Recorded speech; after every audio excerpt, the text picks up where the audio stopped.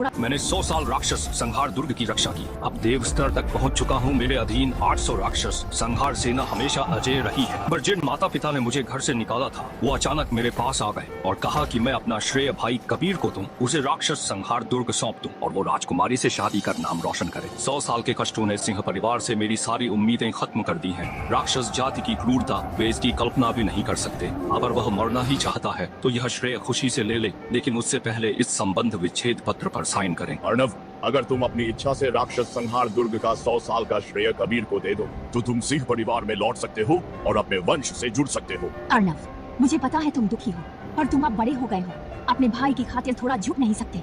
क्या परिवार में लौटने से बढ़कर कुछ है? वही तो, मैं और राजकुमारी तन्वी बचपन के दोस्त हैं। उनसे शादी करने वाला सिर्फ मैं ही हो सकता हूँ। उन्हें अभी भी लगता है कि मैं पहले की तरह उनके गले लगकर फूट फूट कर रोऊंगा और राक्षस जाति युद्ध क्षेत्र का अपना दुखड़ा सुनाऊंगा। फिर सिंह परिवार में लौटने के लिए अपना श्रेय छोटे भाई को दे दूंगा। लेकिन युद्ध की क्रूरता और कष्टों ने बहुत पहले ही उनके प्रति मेरा अंतिम भ्रम मिटा दिया। 60 साल पहले मैं सेना लेकर युद्ध में गया, राक्षस जाति की सेना से घिर गया। मैंने उस समय राक्षस नियंत्रण विभाग के निदेशक अपने पिता को लगातार 10 सहायता संदेश भेजे, पर नतीजा यह निकला कि वे राजधानी में भाई का जन्मदिन मना रहे थे और एक भी सैनिक नहीं भेजा। मैंने 3000 भाइयों के साथ 2 दिन रात खूनी जंग लड़ी। अंत में 10 से भी कम लोग बच निकले। उसके बाद से मैंने उन्हें फिर कभी कोई खत नहीं भेजा। किस हक से? क्योंकि मैं तेरा बाप हूँ और तेरी माँ है। हमने तुझे पैदा किया है।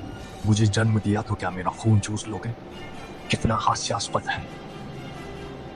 क्या आपको पता है 100 साल तक राक्षस संहार दुर्ग की रक्षा करने का क्या मतलब है? इसमें क्या बड़ी बात है? इन 100 सालों में राक्षस जाति ने गिनती के ही हमले किए हैं। तुम्हारी जगह कोई भी होता तो यही होता। साथ ही तुम्हारे पास 800 राक्षस संहार सेना भी है। तुमने बस 100 साल तक रक्षा ही तो की है। इसमें कौन सी बड़ी बात है? ज्यादा से ज्यादा मैं खुद कर लूंगा। मैं अचानक हंस पड़ा। शायद वे भूल गए 800 राक्षस संहार सेना कैसे बनी। वो शुरुआत में 50,000 की सेना थी। अनगिनत भीषण युद्धों के बाद केवल ये 800 तपे हुए सैनिक ही बचे। सिर्फ कुछ ही बार हमले हुए, वो इसलिए क्योंकि मेरी अनगिनत गुहारों को बच्चों का खेल समझकर ठुकरा दिया गया। महज कुछ हजार राक्षसों के लिए मदद मांग रहे हो। पिताजी हर बार मुझे यही जवाब देते थे। बाद में मैं देव स्तर पर पहुंचा, अडिग स्तंभ की तरह राक्षस संहार दुर्ग की रक्षा की। तभी राक्षस जाति की फिर हिम्मत नहीं हुई। वे असल में जिससे डरते हैं वह मैं हूँ, एक युवा नायक। देव स्तर के नीचे किसी की भी आगे बढ़ने की हिम्मत नहीं। अब जब उन्हें लगता है कि राक्षस संहार दुर्ग का श्रेय आसान है तो उसे सौंप दूं तो क्या? तो मैंने शांति से कुछ शब्द कहे, ठीक है तो तुम्हें दे दिया। राजीव और ईशानी थोड़े हैरान थे। उन्होंने सोचा नहीं था कि मैं इतनी आसानी से मान जाऊंगा। कबीर और भी ज्यादा खुश था। मैंने शांति से दोबारा कहा, लेकिन उससे पहले इस संबंध विच्छेद पत्र पर हस्ताक्षर करें। आज के बाद से मैं अर्णव सिंह अपनी राह खुद बनाऊंगा। सिंह परिवार से मेरा कोई नाता नहीं। नालायक, क्या कहा तुमने? एक बार फिर कहो। अर्णव, बच्चों जैसी जिद मत करो। उन्हें लगा कि मैं इस तरह से विरोध कर रहा हूँ। उनकी आंखों में तिरस्कार था। यह हद दर्जे का बचकाना था। मैं मन ही मन हंसा। सच में लगता है कि यह श्रेय पाना इतना आसान है। सच में लगता है कि युवा नायक सिर्फ एक उपाधि है, राक्षस जाति की क्रूरता। क्या सच में तुम्हारे लिए बस एक मजाक है? मैं भी तो देखूं कबीर जैसा नालायक इस राक्षस संहार दुर्ग को कैसे संभालेगा। अगर आपको मंजूर नहीं तो इस बारे में और बात नहीं होगी। मंजूर है, बिल्कुल मंजूर है। तुम्हारा तमाशा खत्म हुआ या नहीं? अगर फिर ऐसी बात कही तो मुझे पारिवारिक दंड देना पड़ेगा। अर्णव, ऐसी बेवकूफी भरी बातें मत करो। हम एक परिवार हैं। मैंने उनके इन बेहद घिनौने चेहरों पर ध्यान नहीं दिया और मैं उनसे ज्यादा बहस भी नहीं करना चाहता था। देखा कि मैं चुप था। बर्दाश्त से बाहर आए राजीव जेब से एक मणि भांड निकाला। प्राण संग्रह गोली की 10 गोलियां, इससे तुम एक बड़ा स्तर पार कर सकते हो। अब तो काफी है। पास खड़े कबीर को बहुत तकलीफ हो रही थी। ये खास उसी के लिए था, पर अब श्रेय और राजकुमारी के लिए उसे बर्दाश्त करना पड़ा। अर्णव, अब और तमाशा मत करो। जल्दी अपने पिता की चीज रख लो। मैंने बस ठंडी नजर से देखा, फिर तुरंत निकाल लिया पहले से तैयार संबंध विच्छेद पत्र और बिना झिझक अंगूठा लगा दिया। अब और बातें मत बनाओ। क्या आप लोग यही नहीं चाहते थे? फिर ये झूठा दिखावा क्यों? मुझे घिन आती है। ठीक है, तुम पछताना मत। आज के बाद से मेरा तुम जैसा कोई बेटा नहीं है। यह कहकर राजीव ने संबंध विच्छेद पत्र पर अपने अंगूठे का निशान लगा दिया। आसमान में अचानक तेज गड़गड़ाहट हुई। बिजली संबंध विच्छेद पत्र पर गिरी। इसके साथ ही धर्म अनुबंध लागू हो गया। अर्णव, तुम्हें ऐसा करने की क्या जरूरत थी? उन तीनों को ढोंग करते देख मैंने बिना किसी झिझक के सीधे जाने का फैसला किया। अर्णव, कल राजधानी से दूत आएगा, जानते हो क्या करना है? पीछे से राजीव की आवाज आई, लेकिन मैं पहले ही गायब हो चुका था। अगली सुबह 800 राक्षस संहार सेना कतार में राक्षस संहार दुर्ग के बाहर मैदान में झंडे लहरा रहे थे। ठंडी हवाएं चल रही थीं। वे चुपचाप वहाँ खड़े थे, मेरे आदेश की प्रतीक्षा में। राजमहल से आया बूढ़ा सेवक सम्राट का शाही आदेश लेकर। नीचे सरहद के लोग भी और साथ लड़ने वाले पुराने साथी सब सम्राट के इनाम के इंतजार में हैं। युवा नायक कबीर सिंह 100 साल राक्षस संहार दुर्ग की रक्षा, उनका योगदान अमर रहेगा। वीर राजा की उपाधि दी गई, राक्षस संहार दुर्ग संभालेंगे, राजधानी आकर राजकुमारी से विवाह करेंगे। पूर्व रक्षक विक्रम को सेनापति की उपाधि दी गई और 10 लाख स्प्रिट स्टोन। पूर्व उप रक्षक रुद्र को सेनापति की उपाधि दी गई और 5 लाख स्प्रिट स्टोन। इन पुराने साथियों को अलग अलग इनाम मिले, बस वो नाम जो पहले अर्नव सिंह था अब कबीर सिंह में बदल गया है। किसी ने आपत्ति नहीं की, यहाँ तक कि किसी ने मेरी तरफ एक बार भी नहीं देखा। तो शोहरत और दौलत के सामने कभी साथ मिलकर लड़ने की वो दोस्ती कितनी हास्यास्पद है। केवल 800 राक्षस संहार सेना गुस्से से भरी थी। राजा की उपाधि हमारे। सेनापति अर्नव को क्यों नहीं? अर्नव कौन है? राक्षस संहार दुर्ग की रक्षा करने वाला हमेशा से एक ही रहा है और वो कबीर है। राजा बनाना सम्राट का आदेश है। तुम सब शाही सेना हो, किसी की निजी सेना नहीं। कृपया अपनी हद में रहें, वरना मुझे बेरहम होने पर मजबूर मत करना। 800 राक्षस संहार सेना दबाव में कुछ बोल न सकी। उनके चेहरे लाल थे, आंखें आग उगल रही थी। बूढ़ा सेवक शाही आदेश सुनाकर मंच से नीचे उतरा और सबके साथ खड़ा हो गया। तो आप ही कबीर हैं, 100 सालों तक राक्षस संहार दुर्ग की रक्षा करने वाले युवा नायक। हाँ, मैं ही हूँ।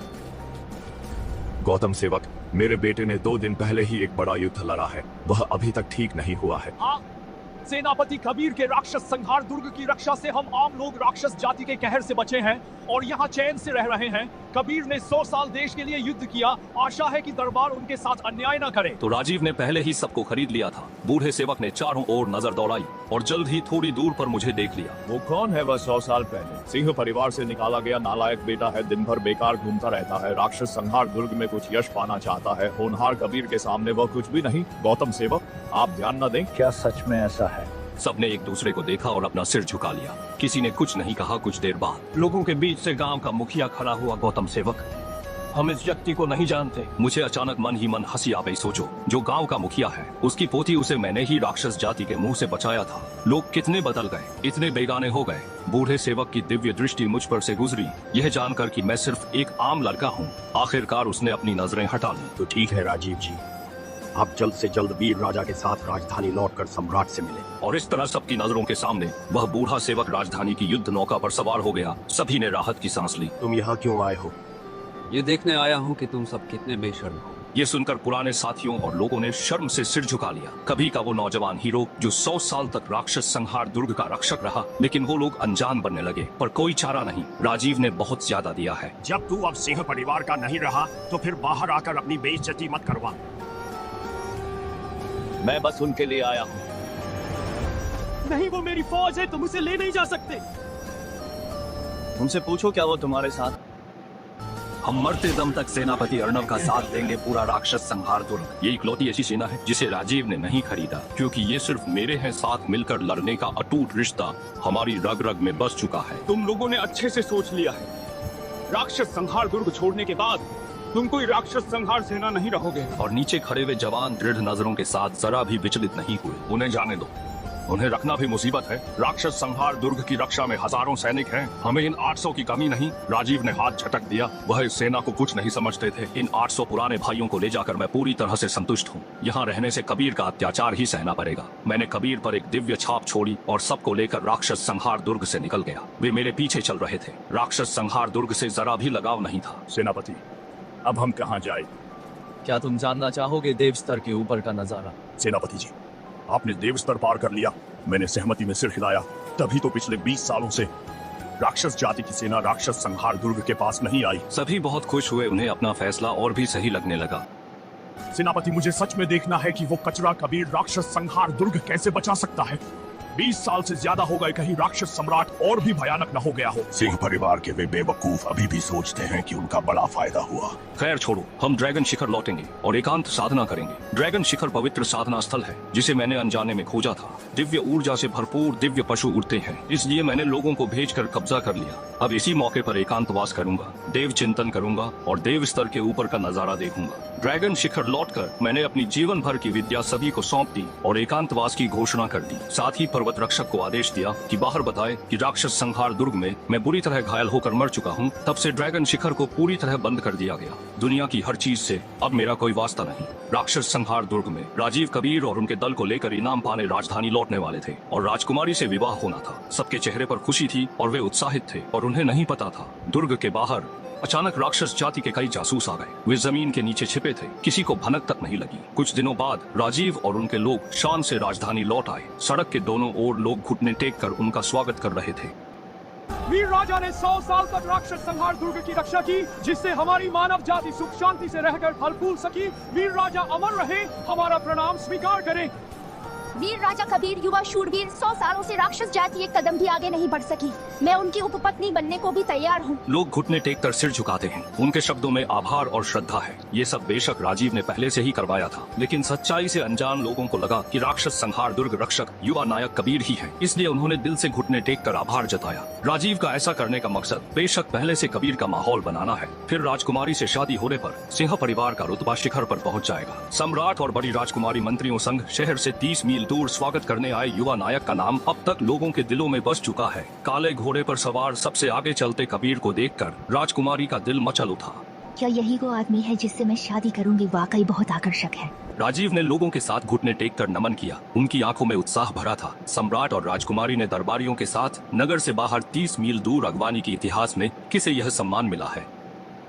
मंत्री सिंह, जल्दी उठिए। दामाद जी, आप भी जल्दी उठिए। सम्राट कुमार ने तुरंत दोनों को उठाया। उनकी आंखों में संतुष्टि थी, पर सम्राट कुमार को अजीब लगा कि सामने खड़े कबीर में जरा सा भी खूंखार पर नहीं था। वह 100 साल तक रणभूमि में लड़ने वाले इंसान जैसा नहीं लगता। महाराज, कुछ दिन पहले मैं राक्षस जाति के इलाके में गहराई तक गया। राक्षस सम्राट से भयंकर युद्ध किया। मुझे थोड़ी अंदरूनी चोट लगी।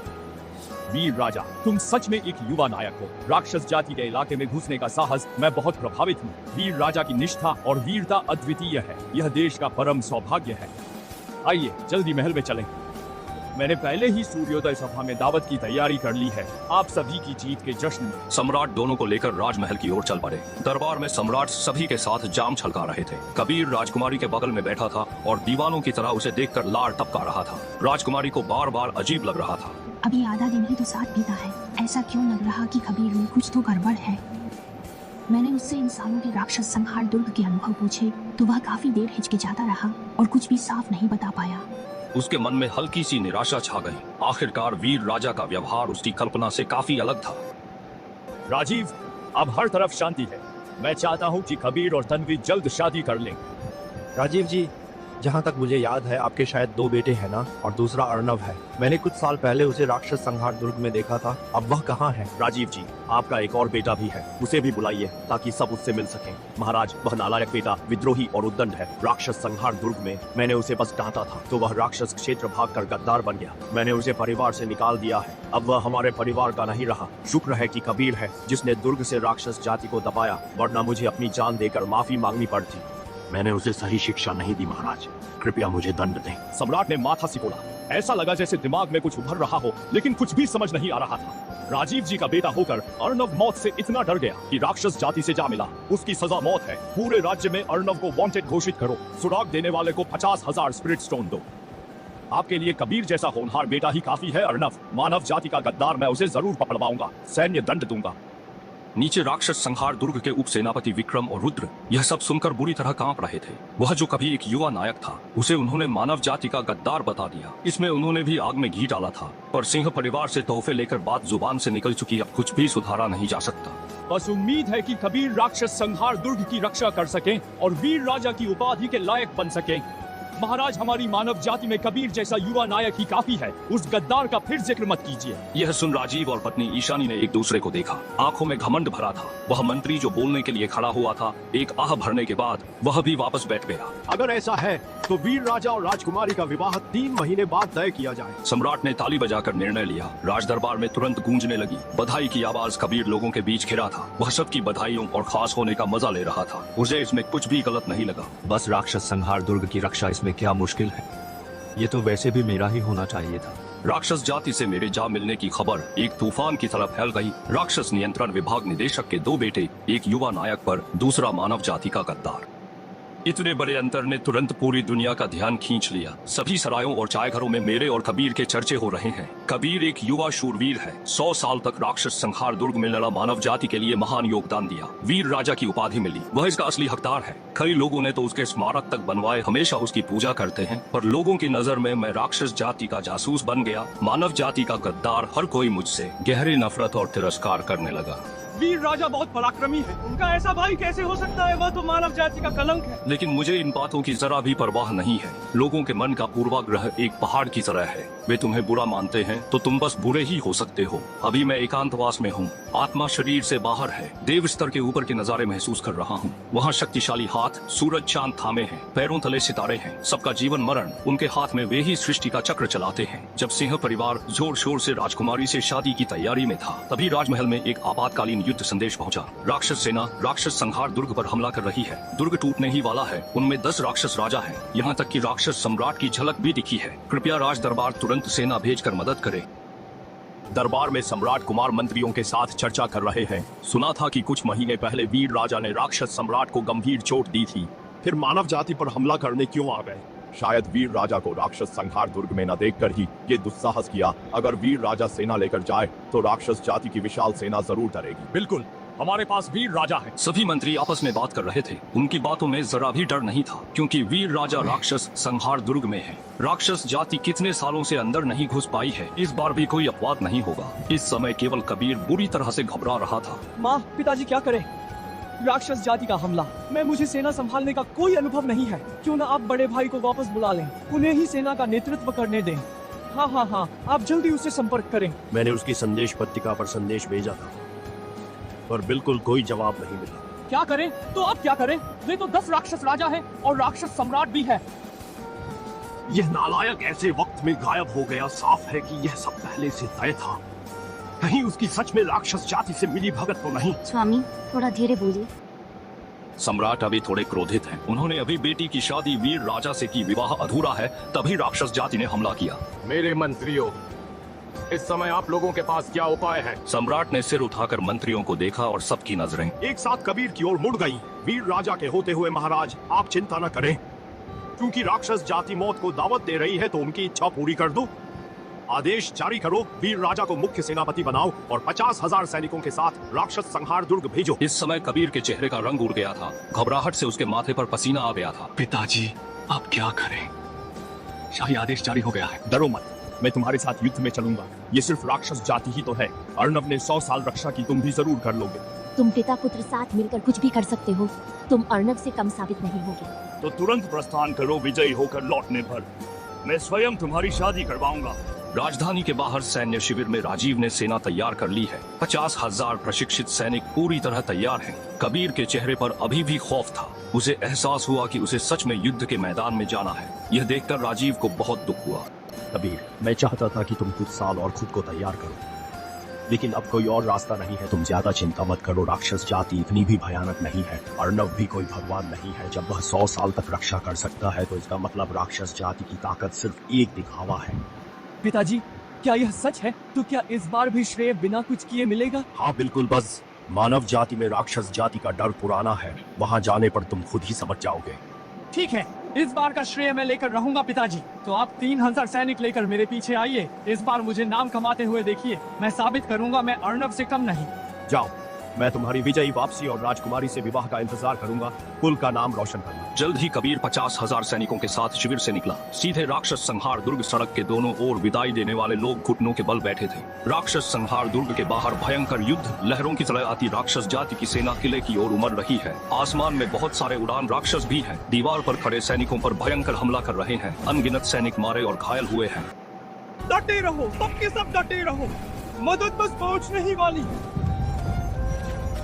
दरबार की सेना अब तक क्यों नहीं आई? पर किसी ने उन्हें जवाब नहीं दिया। दीवार पर सिर्फ खून और मांस बिखरा था। राक्षस जाति की सेना मीनार पर चढ़ गई है। सैलाब की तरह राक्षस जाति की सेना राक्षस संहार दुर्ग में घुस गई। पल भर में अनगिनत सैनिक हताहत हुए। शहर टूट गया।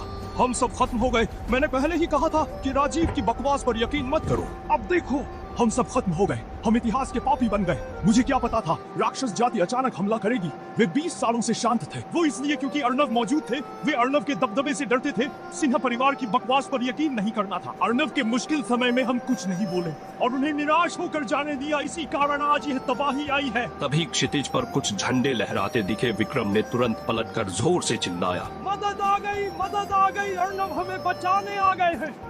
ये सुनकर रुद्र में भी अचानक उम्मीद जग गई। अपनी तलवार फिर से उठा ली, पर जब उन्होंने आने वाले को देखा, उनके चेहरे की खुशी तुरंत गायब हो गई। ये वो कैसे हो सकता है? अर्णव कहाँ है? दोनों सेनापतियों, डरो मत, मैं तुम्हारी मदद करने आ गया हूँ। उसकी तेज आवाज ने तुरंत सैनिकों का ध्यान खींच लिया, और जब सबने देखा कि आने वाला कबीर है तो उनका जो थोड़ा सा मनोबल बढ़ा था वो फिर से तेजी से गिर गया। कबीर दौड़कर एक राक्षस राजा के सामने पहुंचा। तभी उसके कदम रुके, लेकिन जब उसने अपनी बांह से भी मोटे नुकीले दांतों को देखा तो उसका चेहरा पीला पड़ गया। इससे पहले कि उसकी तलवार म्यान से निकल पाती, उस राक्षस राजा ने बड़ा मुंह खोला और सीधे उसके नीचे के घोड़े को निगल लिया। कबीर अपने डर को और नहीं रोक पाया। वह अजीब सी चीख मारकर पीछे मुड़ा और भाग गया, पर फिर भी राक्षस राजा ने उसका हाथ घायल कर दिया, जिससे तुरंत हड्डी तक गहरा घाव उभर आया। मुझे तो लगा कि ये अर्णव है, मैं तो सच में डर गया था।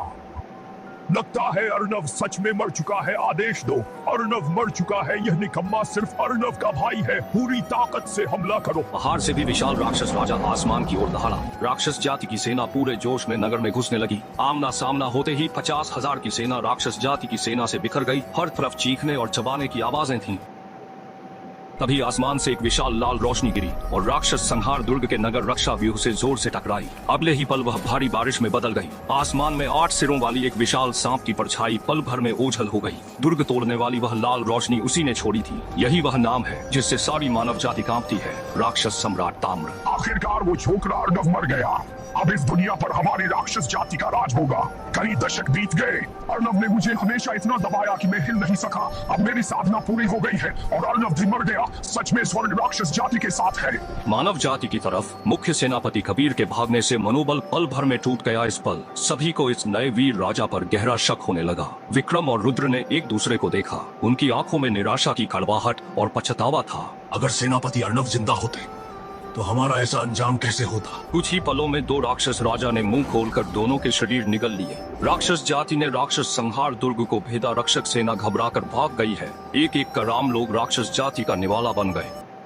करीब 10 साल की एक बच्ची एक राक्षस के मुंह में दबी थी। वह डर से चीखती है और वह गांव के मुखिया की वही पोती है जिसे मैंने तब बचाया था। मुखिया अपनी पोती को राक्षस द्वारा ले जाते देख फूट फूट कर रोने लगा और जमीन पर घुटने टेक कर उस राक्षस से गिड़गिड़ाने लगा। भागने में असमर्थ कबीले के लोग भी मेरे जाने की दिशा में घुटने टेकने लगे। अर्णव जी, जल्दी वापस आ जाइए, वापस आकर हमें बचाइए। हमसे गलती हो गई। आप ही राक्षस संहार दुर्ग के रक्षक देव हैं, हमारी मानव जाति के रक्षक देव। आपसे विनती है, जल्दी लौट आइए। बच्चे बेकसूर हैं। मैं अपनी जान के बदले बच्चों को जिंदा रखना चाहता हूँ। उनके चेहरे पर घबराहट थी। वे प्रार्थना कर रहे थे, पर चारों ओर राक्षसों की आवाज के अलावा कोई भी जवाब नहीं आया और अंततः राक्षस ने उस छोटी बच्ची को पूरा निगल लिया। पहले का वह शांत और खुशहाल गांव पूरी तरह से नर्क में बदल गया। कोई भी नहीं बचा। राक्षस संहार दुर्ग पतन। राक्षस संहार दुर्ग की 50,000 सेना और कबीर की 50,000 सहायक सेना के पूरी तरह खत्म होने की खबर तेजी से फैल गई। रास्ते में मानव जाति के लोग परिवार समेत भागने लगे, पर 2 पैर राक्षसों के 4 पैरों से तेज कैसे भाग पाते? आसमान में उड़ान राक्षस भी घात लगाए बैठे थे। सिर्फ 2 दिनों में हजारों और लोग राक्षसों का निवाला बन गए।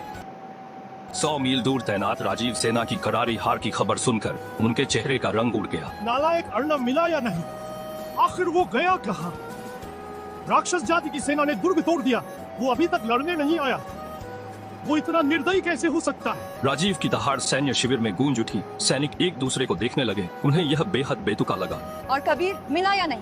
महाराज, वह मिल गया, लेकिन क्या? लेकिन क्या? जल्दी बोलो। बस उसे थोड़ी चोट लगी है। वह अब शिविर पहुंचने ही वाला होगा। मुझे जल्दी ले चलो। अर्णव कहाँ है? उसके भाई को इतनी चोट लगी है, क्या वह हमें राक्षसों का भोजन बनते देखना चाहता है? निदेशक सेनापति अर्णव की खबर मिली है। जल्दी बताओ, वह कहाँ है? वह लड़ने क्यों नहीं आया? सेनापति अर्णव की मौत हो गई। उनकी मौत हो गई। सामने के राक्षसों के मुंह से यही खबर फैल रही है। असंभव। वह राक्षस जाति की चाल है। तुमने अर्णव का पता लगा लिया था ना? मुझे सेनापति अर्णव का आश्रम तो मिल गया था, पर पर्वत रक्षक ने बताया कि सेनापति अर्णव कुछ समय पहले पहाड़ पर लौटे थे। अचानक उनके पुराने घाव फिर से उभर आए और उन्होंने दम तोड़ दिया। असंभव। 100 सालों में नहीं मरा, अब कैसे मर सकता है? वह जरूर बचना चाहता है, हमें मरता देख अपना बदला लेना चाहता है। हाँ जरूर ऐसा ही है, हद से हद। मैं खुद पिता होकर उसे बुलाने जाऊंगा, मैं और उसकी माँ उसे बुला लाएंगे। राजीव तुरंत ईशानी को लेकर घायल कबीर को उठाकर युद्ध नौका पर चढ़े, हवा में उड़ान भरी और सीधे ड्रैगन शिखर गए। इस समय ड्रैगन शिखर के बाहर पूरी शांति है, आसपास एक भी राक्षस का निशान नहीं दिख रहा। लगता है उन्होंने जानबूझकर इस इलाके को छोड़ दिया। युद्ध नौका धीरे धीरे उतरी, पहाड़ के नीचे मैदान में रुक गई। पर्वत द्वार मंत्रों से सील हो चुका था। वहाँ केवल एक युवा द्वार रक्षक था जो पत्थर पर आलस से लेटकर धूप सेंक रहा था। अर्णव कहाँ है? उसे जल्दी बाहर बुलाओ। उसे बस यही इज्जत चाहिए ना, कह दो उसके माँ बाप खुद उसे बुलाने आए हैं। अर्णव, माँ आ गई है, बाहर आकर मिलो। मरने का नाटक करना बंद करो। राक्षस जाति की सेना ने हमला किया। मानव जाति को तुम्हारी जरूरत है, सबको तुम्हारी जरूरत है। मालिक पहले ही स्वर्ग से धार गए, आप लोग उनकी शांति भंग न करें। इसके अलावा मेरे मालिक ने सिंह परिवार से पहले ही संबंध विच्छेद पत्र साइन कर लिया है। आप दोनों का फिर से खुद को उनके माता पिता मानना, ड्रैगन शिखर को कमजोर समझना है। पर्वत रक्षक का चेहरा तन गया। राजीव से कम नहीं उसकी शक्ति पल भर में चारों ओर उमड़ पड़ी, जिससे वे लगातार पीछे हटने लगे। उसी समय शिखर पर कुछ और शक्तिशाली आभाएं तेजी से जाग रही है। जरूर वह अर्णव मौत से डरता है, इसलिए उसने पहाड़ और हवेली बंद कर दी। उसे जल्दी बाहर बुलाओ। ये है सम्राट द्वारा नियुक्त वीर राजा। हाँ मैं हूँ। झूठा सैन्य श्रेय लिया और दुर्ग छोड़कर भाग गया। तेरे जैसा इंसान मेरे मालिक का नाम लेने की जरूरत करता है। थप्पड़ मारो। पलक झपकते ही एक साया बिजली की तरह झपटा और कबीर के चेहरे पर थप्पड़ जड़ा, जिससे वह स्ट्रेचर से सीधे नीचे गिर गया और उसके घाव तुरंत फट गए। पर्वत रक्षक ने जमीन पर फैले काले खून को देखा। उसकी आंखों में तुरंत फिर से ठंडी मुस्कान चमक उठी। तुम कैसे मार सकते हो? ईशानी तुरंत घबरा गई। वह कबीर को बचाना चाहती थी, लेकिन पर्वत रक्षक के तेज से वह दब गई।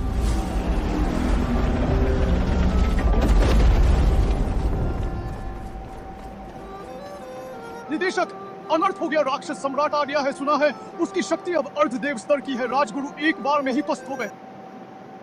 इस समय राक्षस जाति की सेना हावी है। उनका निशाना सीधे राजधानी है। बाईं और दाईं सेनापति व्यूह के सहारे कदम कदम पर लड़ रहे हैं, लेकिन बिना किसी बड़ी मदद के। मुझे डर है। 10 राक्षस राजा और एक अर्धदेव स्तर का राक्षस सम्राट। राक्षस जाति की शक्ति इतनी अपार कैसे हो सकती है? आखिर अर्णव ने 100 सालों तक रक्षा कैसे की? राक्षस जाति पहले हमला करने से क्यों डरती थी? पर उसके जाते ही उन्होंने बड़ा हमला कर दिया। उसकी ताकत भी बस अष्टम स्तर तक है, राक्षस राजा से बस थोड़ी ही ज्यादा। पर राक्षस सम्राट की तुलना में यह चींटी और हाथी के बीच का फर्क है। पूरी मानव जाति में केवल 3 से 4 अष्टम स्तर के योद्धा हैं। नवम स्तर का तो कोई है ही नहीं। पौराणिक देव स्तर की तो बात ही छोड़ दो। क्या मैं सच में राक्षस जाति के हाथों मारा जाऊंगा तो मेरे बीवी बच्चों का क्या होगा? अर्णव, भले ही एक पिता के नाते मेरी गलती थी, कृपया मानव जाति के संकट को देखते हुए पहाड़ से नीचे आकर मदद करो। अर्णव, मुझसे गलती हो गई। इतने सालों मैंने तुम्हें अनदेखा किया। मैं अपनी गलती मानती हूँ। क्या तुम सच में यह देख पाओगे कि सिंह परिवार, तुम्हारे माता पिता और भाई सब राक्षस जाति का निवाला बन जाए? माँ तुमसे विनती करती है। अगर पछताना ही था तो ऐसा किया ही क्यों? मेरे स्वामी स्वर्ग से धार चुके हैं। तुम लोगों के जिद करने का क्या फायदा? और राक्षस संहार सेना उनके पास 800 राक्षस संहार सेना है। हाँ, राक्षस संहार सेना भी है। 800 राक्षस संहार सेना वे मालिक के पीछे एकांतवास में जा चुके हैं। उन्होंने 100 सालों तक मानव जाति के लिए युद्ध किया। 30,000 योद्धाओं में से सिर्फ 800 बचे हैं। उन्होंने दुनिया का कर्ज चुकाया और मानव जाति का भी दफा हो जाओ। मेरे मालिक की आत्मा को और परेशान मत करो। पर्वत रक्षक ने छोटा हाथ हिलाया और व्यूह ने इन सबको बाहर निकाल दिया। राजीव भले ही अनिच्छुक थे, पर लोगों को लेकर पछताते हुए लौटना पड़ा। लौटते समय कबीर ने अचानक काला खून उगल दिया। चेहरा पीला पड़ गया। राजीव बहुत घबरा गए। तुरंत साथ आए वैद्य को बुलाया। वैद्य की जांच के बाद माथे पर ठंडा पसीना आ गया। निदेशक, यह विष अत्यंत घातक है। सेवक, मेरे पास कोई उपाय नहीं है। अगर तुम उसे ठीक नहीं कर पाए तो मैं तुम्हारी जान ले लूंगा। मैं सच में कुछ नहीं कर सकता। दुनिया में कोई दिव्य औषधि नहीं है। सिर्फ महल के राजवैद्य ही शायद कुछ कर सके। उम्मीद की बात सुनकर राजीव ने वैद्य को छोड़ा। अपनी पूरी शक्ति लगाकर युद्ध नौका को गति दी। राजधानी की ओर तेजी से बढ़े। कबीर, तुम्हें कितना दर्द हो रहा होगा। माँ का दिल दुख रहा है। जहाँ से युद्ध नौका गुजरी। नीचे मानव जाति और राक्षस जाति का युद्ध क्षेत्र था। सभी 10 राक्षस राजा एक साथ आ गए। मानव जाति लगातार पीछे हट रही थी। अगर दरबार के सभी योद्धा न आते तो वे और जल्दी हार जाते, लेकिन मौजूदा हालात देखकर वे ज्यादा देर नहीं टिक पाएंगे। राक्षस जाति की अग्रिम सेना 2 राक्षस राजाओं के नेतृत्व में राजधानी के पास आ चुकी है। जल्दी देखो, वह राक्षस नियंत्रण विभाग के निदेशक की युद्ध नौका है भाइयों। मदद आ गई है, हम बच गए। लेकिन आसमान में युद्ध नौका के रुकने के कोई आसार नहीं थे। एक राक्षस राजा की दहाड़ सुनने के बाद युद्ध नौका की गति अचानक तेज हो गई, सीधे राजधानी की ओर निकल गई। जो सैनिक पहले उत्साहित थे वे पल भर में हताश हो गए। राजधानी के शाही महल में सम्राट कुमार उदास होकर सिंहासन पर बैठे हैं। हर तरफ से हार की ही खबर आ रही है। राक्षस जाति की सेना राजधानी के करीब आ रही है। कई सेनापति मारे गए या घायल हुए। राजगुरु भी राक्षस राजा से लड़े और घायल होकर बेहोश हो गए। आसमान में एक अर्धदेव स्तर का राक्षस सम्राट छिपा है। पता नहीं वह कब कोई जानलेवा हमला कर दे। सम्राट को लगा जैसे छाती पर पहाड़ रखा हो। राजीव युद्ध नौका से उतरते ही कबीर को लेकर सीधे राज चिकित्सालय भागे। जल्दी जल्दी जल्दी, वैद्य कहाँ है? जल्दी मेरे बेटे को देखो, उसे फिर खून की उल्टी हुई है। दोनों बहुत परेशान थे। दूसरों की हैरान नजरों पर बिल्कुल ध्यान नहीं दिया। कबीर को लिटाने के बाद शाही आदेश लेकर आया। छोटा किन्नर राज चिकित्सालय का रास्ता रोके खड़ा था और उसके साथ आए 10 से अधिक शाही रक्षक योद्धा भी थे। राजीव और ईशानी ने एक दूसरे को देखा। दोनों ने एक दूसरे की आंखों में खौफ देखा। सूर्योदय सभा में सभी मंत्री सिर झुकाए हुए थे। किसी में बोलने की हिम्मत नहीं थी। मोर्चे से हार की खबरें बाढ़ की तरह आ रही थीं, जिसके बोझ से कोई सांस भी नहीं ले पा रहा था। आसमान के ऊपर यहाँ तक कि हल्की सी राक्षसों की दहाड़ दूर से सुनाई दे रही है। राजीव जी आ गए हैं। राजीव, आगे सैनिक राक्षसों से लड़ रहे हैं और तुम राक्षस नियंत्रण निदेशक होकर गायब हो गए। सच में बहुत बढ़िया। महाराज, मैं दुश्मन की स्थिति जांचने राक्षस जाति के इलाके में गहराई तक गया था। राक्षस नियंत्रण विभाग के निदेशक राक्षस जाति के पीछे बंदी पकड़ने गए। राजीव, मुझे बेवकूफ समझ रखा है क्या? कहाँ है वो जानवर कबीर रक्षकों? इसकी पोशाक उतार दो, इसे बांधकर पूछताछ करो। कुछ शाही रक्षक योद्धा उसे पकड़ने ही वाले थे, तभी अचानक 2 राजवैद्य अंदर आए। महाराज, निदेशक वीर राजा राक्षस विष से पीड़ित हैं। उनकी हालत बेहद नाजुक है। राजवैद्य, उन्हें बचाइए। तो अब क्या करें? क्या इसका कोई इलाज है? सिर्फ पौराणिक हिमकमल ही इस विष को काट सकता है। 50 साल पहले इसे राक्षस संहार दुर्ग ने एक भेंट किया था और वह इस्तेमाल हो चुका है। 50 साल पहले वह ऐसी कीमती औषधि पा सका था, तो उसके पास पक्का और भी होगी। स्वामी, अर्नव ही कबीर को बचा सकता है। बहुत खूब, क्या बात है कबीर। वाकई मेरे वीर राजा कहलाने के लायक सिर्फ एक राक्षस राजा स्तर के राक्षस से अधमरा हो गया। सच में बहुत बढ़िया राजीव। मैंने सच में तुम्हारे परिवार को कम आंका। तुमने राक्षस संहार दुर्ग का श्रेय तक चुराने की हिम्मत की। सच में तुम्हारी हिम्मत तो देखो। मैंने कहा ही था कि महान युवा नायक सिर्फ चतुर्थ स्तर का कैसे हो सकता है। क्या महज चतुर्थ स्तर 100 साल तक राक्षस संहार दुर्ग की रक्षा कर पाएगा? क्या राक्षस जाति को कागज का समझते हो? अर्नव ही असली राक्षस संहार दुर्ग रक्षक मानव जाति के नायक हैं। राजीव, अपना अपराध मानते हो? राजीव का शरीर कांप उठा। तुरंत उनके चेहरे का रंग उड़ गया। ईशानी का शरीर तो और भी ढीला पड़ गया और वह सीधे जमीन पर बैठ गई। दरबार में भी हंगामा मच गया। वीर राजा नकली है, हे भगवान। श्रेय हड़प लिया गया। राजीव की इतनी हिम्मत। मैंने कहा था कबीर में जरा भी कातिलाना आभा नहीं है। भला वह कैसे हो सकता है? राक्षस संहार दुर्ग की रक्षा करने वाला युवा नायक राजीव ने सम्राट को धोखा दिया है। उसका अपराध मौत के लायक है। अर्नव भी तो उसका बेटा है। उसने ऐसा कैसे कर दिया? बड़े बेटे का श्रेय छोटे को दे दिया और उसे घर से निकाल दिया। अर्नव अंदर से कितना दुखी होगा। इससे भी बुरी बात यह है, हमने अर्नव को मानव जाति का गद्दार समझा। मैं कितना मूर्ख था। इस समय राजीव दंपति के चेहरे का रंग उड़ चुका था। दरबारियों की आवाजें बड़ी घंटियों की तरह उनके सीने पर टकरा रही थी।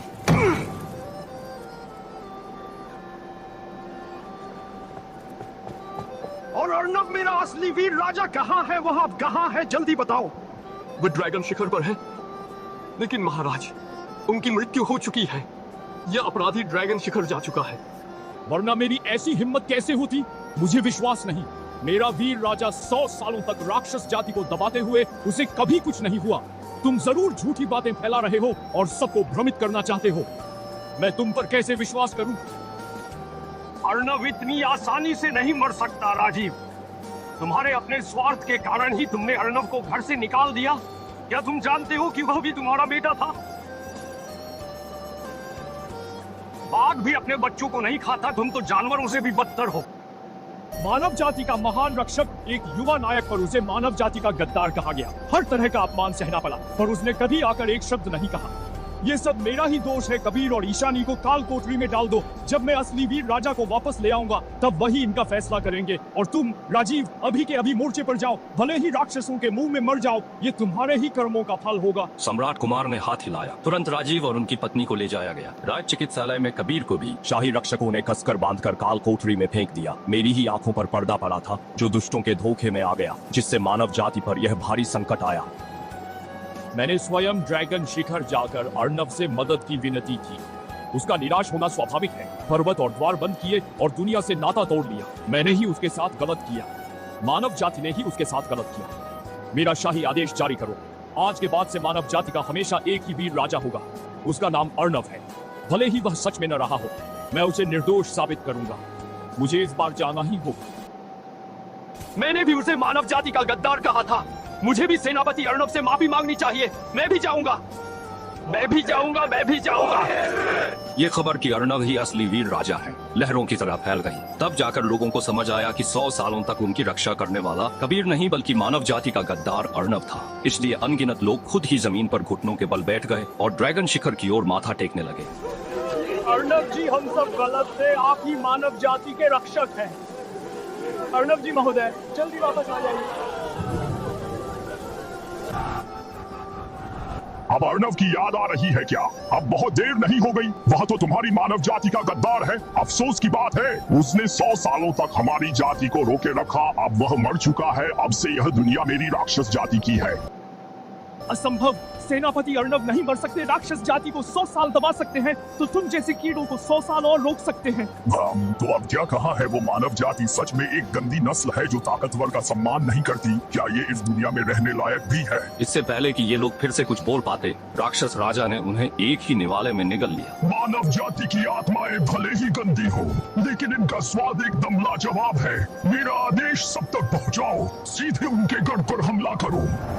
सुबह होने से पहले मानव जाति राजधानी पर कब्जा करो। राजधानी के ऊपर सम्राट कुमार सभी के साथ युद्ध नौका पर सवार हो चुके हैं। वहीं राक्षस जाति की सेना ने राजधानी को पूरी तरह घेर लिया है। सब रक्षा व्यूह के पूरी ताकत से चलने पर टिका है। इसमें भारी मात्रा में आध्यात्मिक पत्थर लग रहे हैं। राजधानी के बाहर सेना और जनता भीषण युद्ध में फंसी है। सम्राट कुमार ने दुखी होकर मुंह फेरा। एक आह भरने के बाद हाथ से इशारा किया। वे सीधे ड्रैगन शिखर की ओर निकल पड़े। जल्द ही ड्रैगन शिखर के नीचे पहुंच गए। पर्वत रक्षक अभी भी मुंह में दिव्य औषधि दबाए एक बड़े नीले पत्थर पर लेटा था। सम्राट कुमार और अन्य युद्ध नौका से उतरकर मैदान में पहुंचे और बिना किसी झिझक के सबने सीधे जमीन पर घुटने टेक दिए। फिर आपने बताया था ना कि मेरे मालिक स्वर्ग से धार गए हैं। अतीत में मैं ही अंधा था और बहकावे में आ गया, जिसके कारण हमारी मानव जाति पर यह घोर संकट आया। मैं और 36 मंत्री व सेनापति अर्णव जी से क्षमा मांगने आए हैं।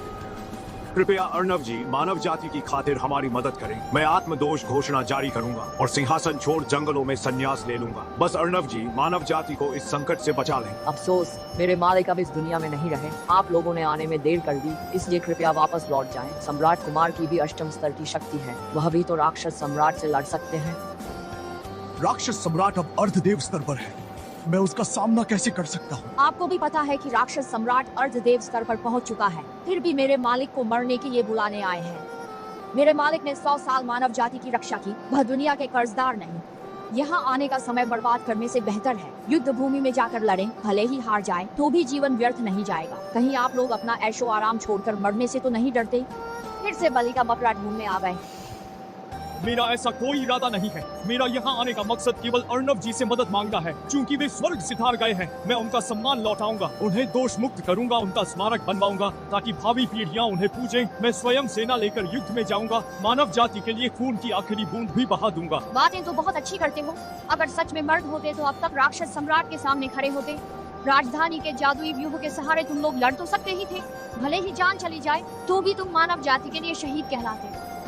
पर तुम लोग यहाँ मालिक से गुहार लगाने आ गए। लेकिन तभी आसमान अचानक काला हो गया। दूर से एक विशाल आभा महसूस हुई। राक्षस सम्राट ताम्र आ गया है। 8 सांप के सिर हवा में लहरा रहे हैं। इस भयंकर आभा के दबाव से सभी का दम घुटने लगा। पाखंडियों का यह झुंड कितनी महानता की बातें कर रहा है। मानव जाति सच में बहुत घिनौनी है। तभी तो ये सिर्फ मेरी जाति का भोजन बनने लायक है।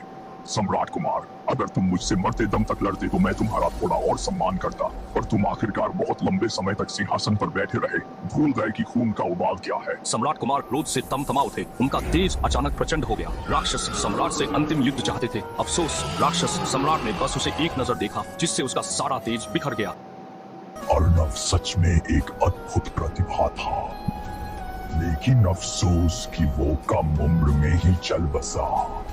मुझे इसका गहरा खेद है। राक्षस सम्राट ने यह कहते हुए अनजाने में घमंडी सांप का सिर झुका लिया। इस समय मैं देव चिंतन से जाग चुका हूँ। मुझे बस यह एक बड़ी विडंबना लगी कि जो सच में मेरा सम्मान करता है वह मेरा वह विरोधी निकला जिससे मैं दशकों तक लड़ा। लेकिन मैंने राक्षस जाति के सामने कसम खाई है कि इस जीवन में अर्नव को जरूर हराऊंगा। क्योंकि अब वह इस दुनिया में नहीं रहा तो उसके आश्रम को मेरा एक प्रहार सहने दो। उसमें अपार आध्यात्मिक शक्ति एकत्रित हुई। आसमान और धरती का रंग बदलने लगा। नीचे सम्राट कुमार और अन्य लोगों के चेहरे का रंग उड़ गया था। भले ही राक्षस सम्राट अर्धदेव स्तर पर है और आम साधकों और उसमें जमीन आसमान का फर्क है। राक्षस सम्राट ने वार नहीं किया, पर अचानक उसकी नजर पड़ी कि पर्वत रक्षक के चेहरे पर कोई बदलाव नहीं आया। तो गड़बड़ है। उसी क्षण ड्रैगन शिखर से एक विशाल उंगली निकली। पलक झपकते ही सीधे राक्षस सम्राट के सिर को दबा दिया। मूल दिव्य शक्ति, अर्नव तुम मरे नहीं। राक्षस सम्राट के होश उड़ गए। उसे किसी बात की परवाह नहीं रही। वह अपना शरीर घुमाकर पागलों की तरह पीछे हटने लगा और उस उंगली ने उसे कसकर जकड़ लिया। एक जोरदार धमाके के साथ 8 विशाल सिर एक साथ फटकर खून की धुंध बन गए। जब धूल और धुआं छूट गया, मैं हरे वस्त्र पहने ड्रैगन शिखर पर खड़ा था, विशाल साम्राज्य को देख रहा था। अनंत काल, और यही है मूल दिव्य शक्ति। बस एक कदम और फिर मैं सच में देव बन जाऊंगा। पीछे हटो मेरी आवाज। आसमान में बिजली की तरह गूंजने के साथ राजधानी को घेर रही राक्षस जाति की विशाल सेना पल भर में धुएं में बदल गई। मानव जाति के जीवित बचे लोग बेहद खुश थे। मौत से बचने के इस एहसास से वे सभी ड्रैगन शिखर की ओर घुटने टेकने लगे। अर्नव जी लौट आए हैं, हम बच गए। अर्नव जी ने हमारा साथ छोड़ा। उसी समय ड्रैगन शिखर के नीचे सम्राट कुमार और अन्य भी बहुत खुश हुए और सभी जमीन पर घुटने टेकने लगे। वीर राजा सच में नहीं मरे। सब लोग खुशी से झूम रहे थे। राक्षस सम्राट की मौत का जश्न था। राक्षस जाति पीछे हट गई। उनके दिलों में पछतावा था। खुशी के साथ साथ राहत भी थी। सम्राट कुमार सहित सभी ने मुझे देखा और एक साथ अपना सिर झुका लिया। इस पर मैंने बस एक ठंडी मुस्कान दी। पलक झपकते ही सीधे राजधानी राज कारागार में प्रकट हुआ। इस वक्त ईशानी बड़े प्यार से कबीर के माथे से ठंडा पसीना पहुंच रही थी। आंखों में साफ दर्द झलक रहा था। बिल्कुल माँ बेटे के गहरे प्यार का नजारा था। बस कबीर की हालत अब ठीक नहीं लग रही थी। काली ऊर्जा उसे पूरी तरह निगलने ही वाली थी। मुझे आते देख ईशानी बहुत खुश हुई। अर्नव, क्या तुम हो माँ? तुम्हारा बहुत इंतजार कर रही थी। माँ को अच्छे से गले लगाने दो। ये कहते हुए वह मुझे गले लगाने के लिए उठी, लेकिन मैं एक तरफ हट गया। अर्नव, मुझे पता है तुम अब भी मुझसे नाराज हो, लेकिन अब तुम्हारे भाई की ये हालत है। उसने अपने की कीमत चुका दी है। तुम्हारे पिता भी जिंदा है या नहीं कुछ पता नहीं। माँ जानती है कि तुम्हारे पास हिम कमल है। कृपया हमारे पुराने रिश्ते की खातिर वो दवा अपने भाई को दे दो, वरना वो सच में मर जाएगा। क्या बीते दिनों में सच में कोई अपनापन था? अर्नव, मुझे पता था तुम्हारे पास दवा है। माँ तुमसे विनती कर रही है। मेरा शरीर बिना हवा के हिलने लगा। मेरे हाथ में एक हिम कमल प्रकट हुआ। तुरंत पूरी कोठरी एक अद्भुत सुगंध से भर गई। क्या यही है दुनिया का आखिरी हिम कमल? शायद दवा की महक से जाग गया कबीर की आंखें अचानक थोड़ी सी खुली। उसकी नजर मेरे हाथ के हिम कमल पर टिकी थी। उसने थोड़ा मुंह खोला। उसकी आवाज टूट रही थी। भैया मुझे बचा लो। मैं व्यंग्य से हंसा। मेरे हाथों में ऊर्जा उमड़ने लगी और हिम कमल की ओर बढ़ने लगी। उनकी आंखों के सामने वह हिम कमल कण कण कर धूल में बदल गया। हिम कमल, अर्नव जल्दी छोड़ो। और इस वक्त वो मेरे शरीर के करीब भी नहीं आ सकती थी। बस अपनी जगह पर ही हाथ पैर मार सकती थी, जब तक आखिरी जड़ भी राख न हो गई। कबीर की आंखों में उम्मीद की आग भी पूरी तरह बुझ गई। उसकी सफेद पुतलियां ऊपर आ गईं। ईशानी पूरी तरह पागल हो गई। वह कबीर की ओर झपटी। वह रोने और हंसने लगी। कबीर, कबीर तू एक शैतान है। हा हा हा हा।